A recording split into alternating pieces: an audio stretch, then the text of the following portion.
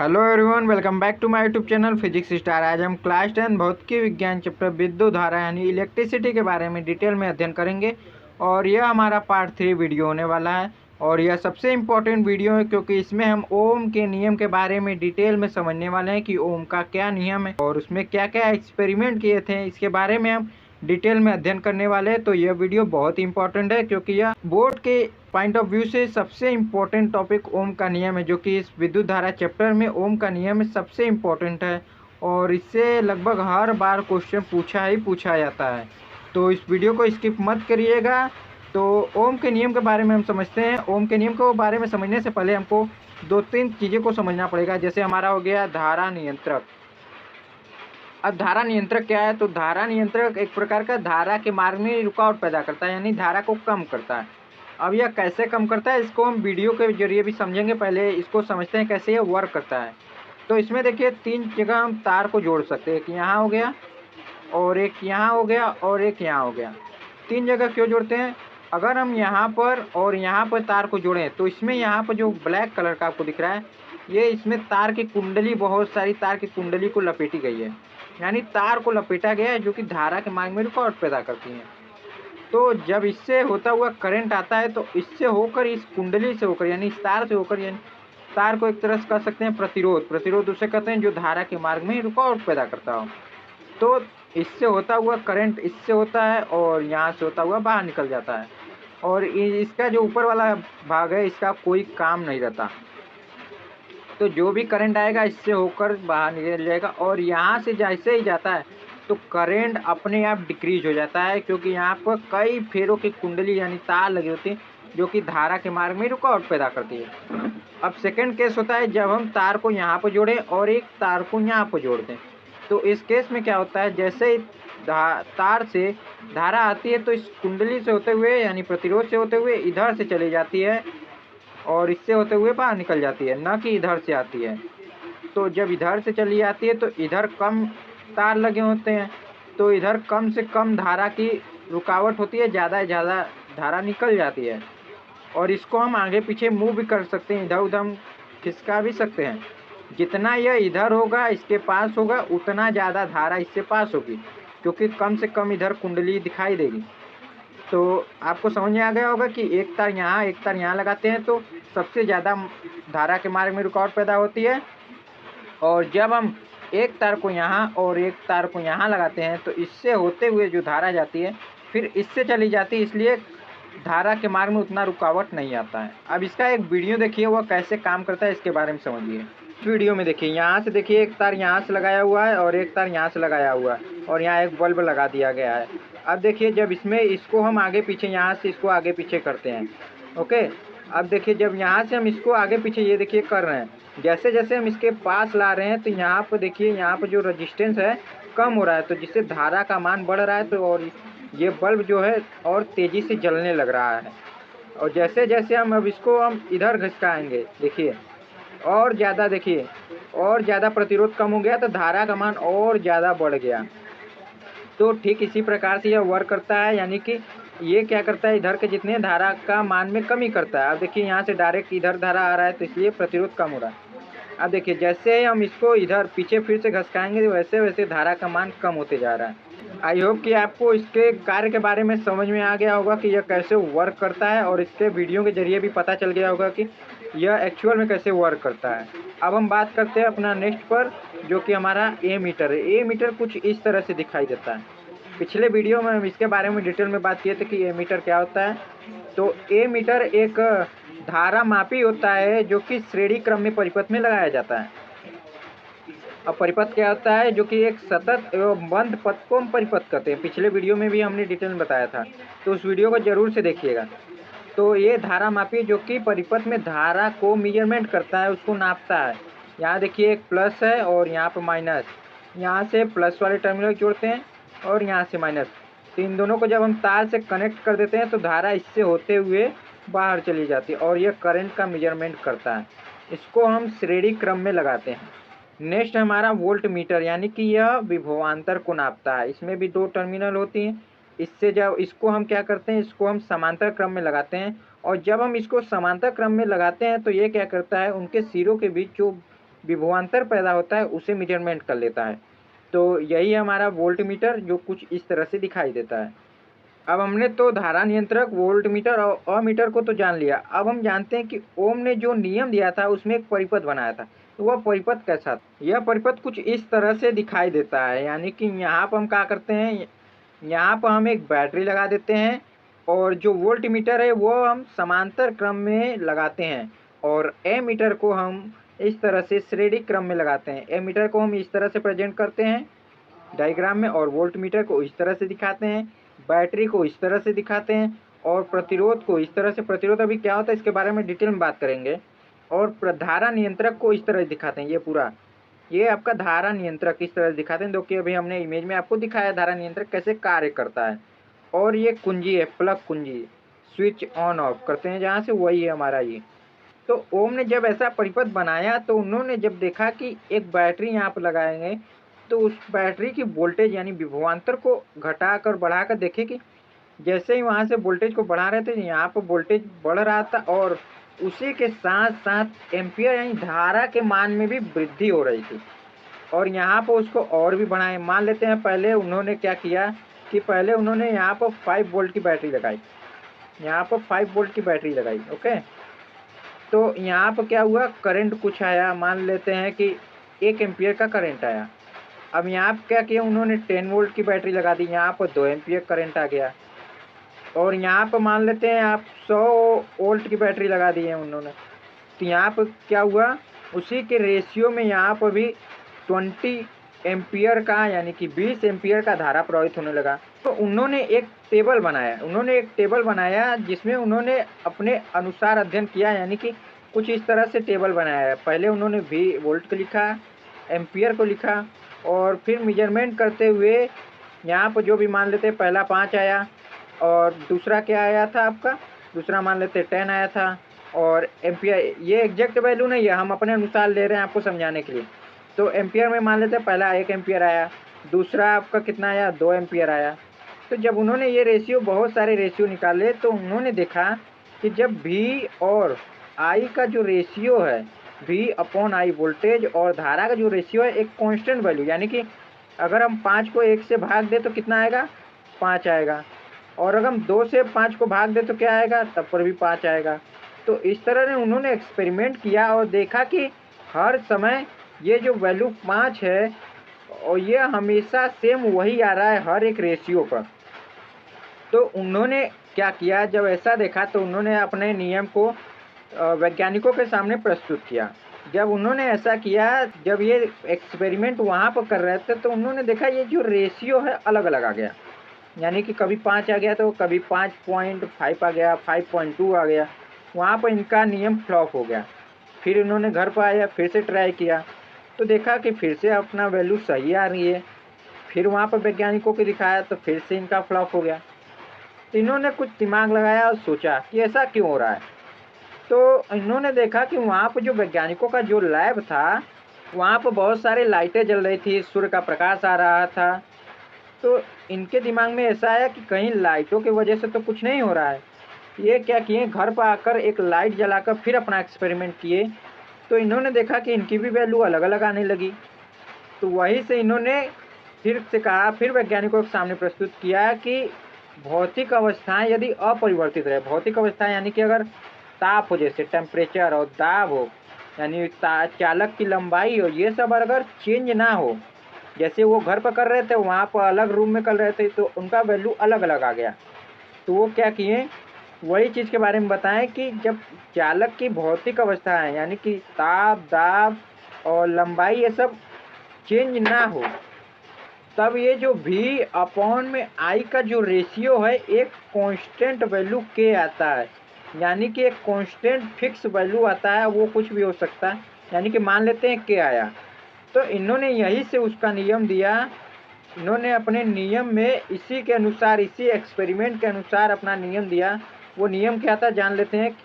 वो नियम ये था कि यदि किसी चालक की भौतिक अवस्थाएं, लंबाई, ताप व दाब अपरिवर्तित रहे यानी चेंज ना हो, तो उसके सिरों के बीच जो विभवांतर होता है उसमें प्रवाहित धारा के अनुक्रमानुपाती होता है।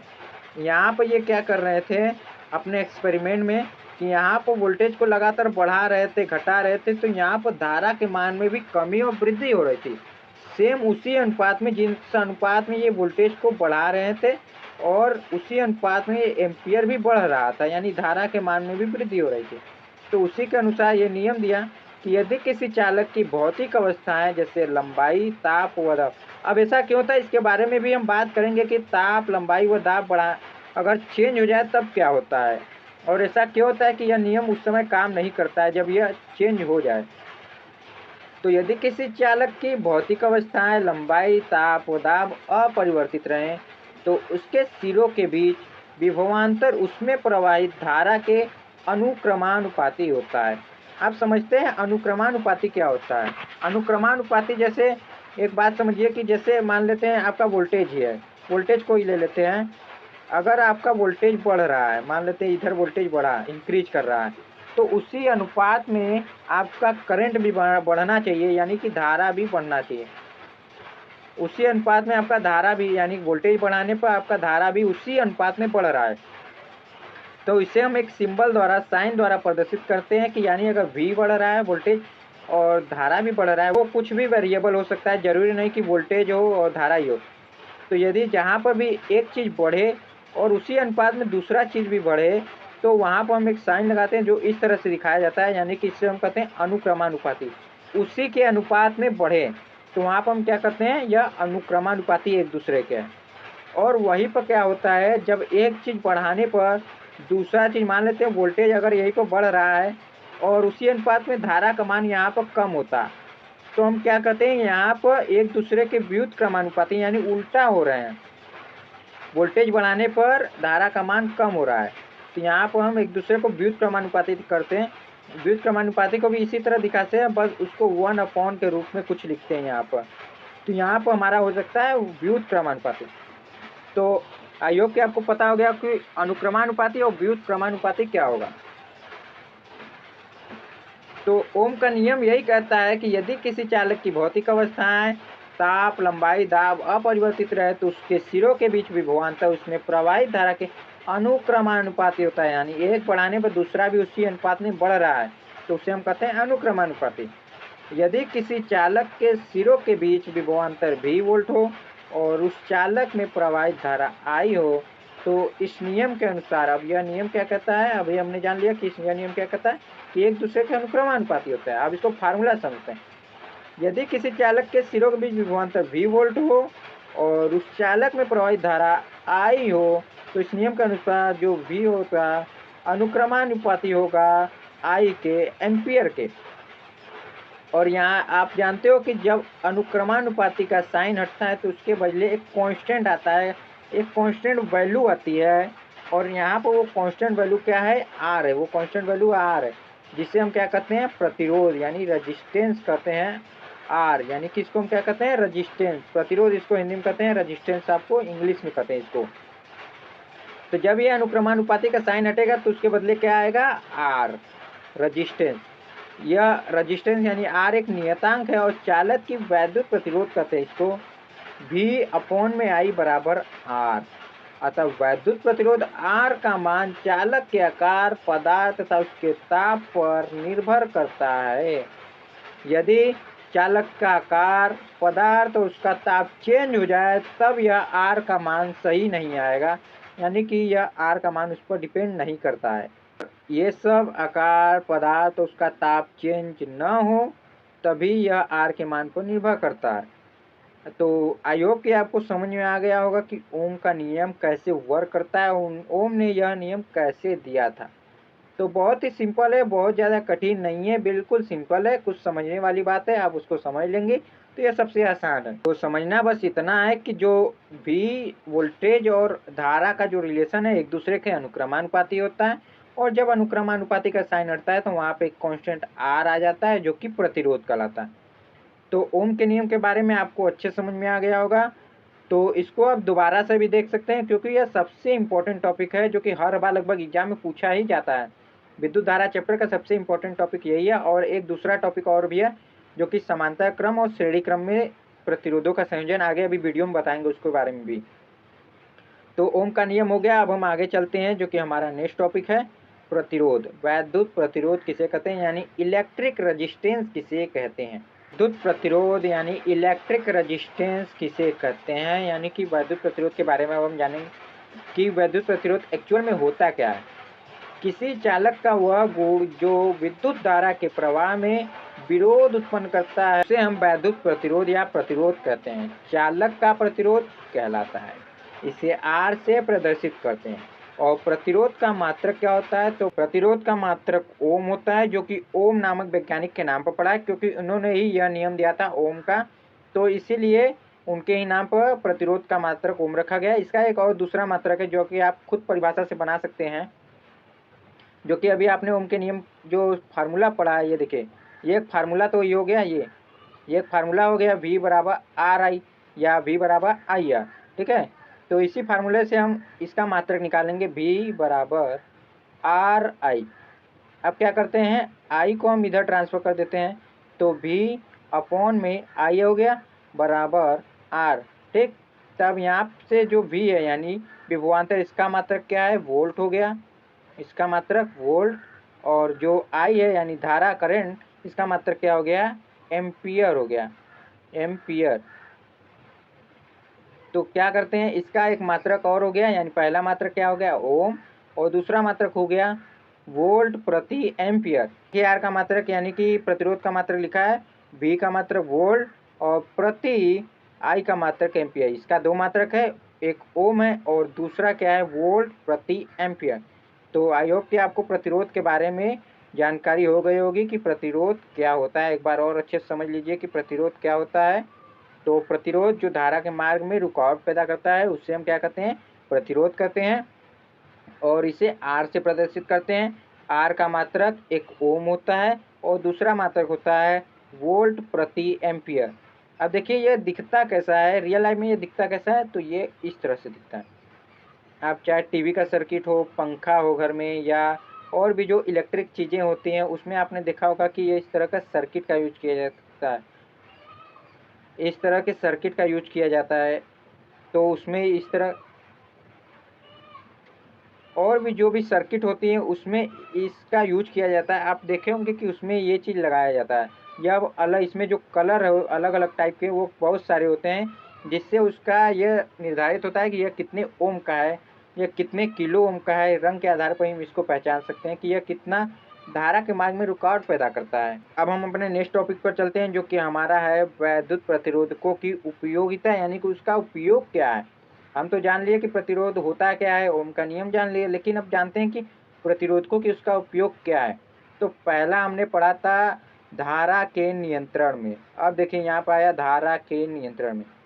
अभी हमने जो पढ़ा कि धारा नियंत्रण क्या होता है उसमें यही प्रतिरोध का उपयोग किया जाता है। यहाँ देखिए इस इमेज में, यहाँ जो आपका ये जो ब्लैक कलर का इस पर तार लपेटा हुआ है यही आपका प्रतिरोध है, जो कि धारा के मार्ग में रुकावट पैदा करता है। तो पहला उपयोग हमने पढ़ लिया क्या कि धारा के नियंत्रण में इसका उपयोग किया जाता है, यानी धारा को कंट्रोल कर सकते हैं आप इससे। सेकंड है हमारा वैद्युत ऊर्जा के रूपांतरण में। विद्युत धारा से चलने वाले कुछ उपकरणों जैसे उष्मक यानी हीटर, हीटर में क्या होता है, हीटर में इसी चीज़ का उपयोग किया जाता है, प्रतिरोध का ही उपयोग किया जाता है।